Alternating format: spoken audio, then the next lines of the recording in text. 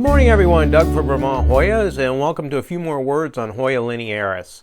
I just love the lacy foliage of this plant. The last time I brought it to you, I was growing it single specimen in a bonsai mix, and I was swearing that that was the answer to growing this plant. Well, you can throw that information right out the window. All of these plants are just grown in my regular Hoya mix. I just let it dry out really well before watering it again, and you can see how well they're doing. I even have one down here growing in semi-hydro because I just started this. I've seen some great looking specimens grown this way online. I think the biggest secret to growing this plant well is extra humidity in the air, because last year my plant started to go downhill in the wintertime in the dry air. I may put a couple of these in my grow tent so they have extra humidity, but other than that, very easy plant to grow.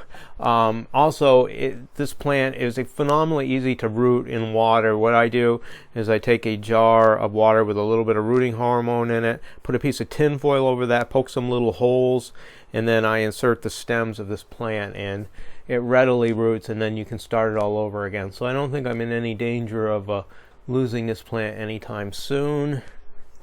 We'll come over here and take a look at the flowers, which are wonderful. They smell like lemon.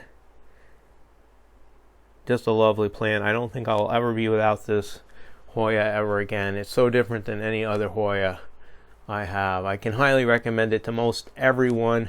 Don't know how this would do in an extremely hot climate, but for most of us, not a difficult Hoya to grow at all. Especially if it's a little bit cooler and humid, the thing will grow like crazy. Well, hi, I'm back with a little addendum to my Hoya linearis video. If you remember last week, I brought you the trellising idea that I came up with. Well, I just expanded it here. You can see what I did with this Hoya linearis. I think it looks really cool. I wrapped it right around here. I don't know how well it will do long term this way, but I think it's really cool. Now, this was made with a 4-foot roll of wire. You couldn't get a hoop this big off a 2-foot, so I ordered a 4-foot. Let me quickly show you what that looks like here. Excuse my terrible basement here, but this is where I do most of my plant work.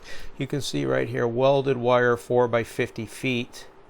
This will give me enough wire for the rest, literally the rest of my life. I can't possibly think that I would ever use more than that. But with that 4-foot roll, it gives you enough height to be able to get a very large diameter of circle. Actually, I cut a little bit off of there. You could even get a bigger circle if you wanted to. But this is another, like, really, I can see all kinds of great ways of expanding on this trellis. I can think of a lot of small Hoyas that might look really good wrapped around there. So that's it for Hoya linearis. I thank you for taking the time, and I'll be back really soon with more great Hoyas and Hoya growing tips.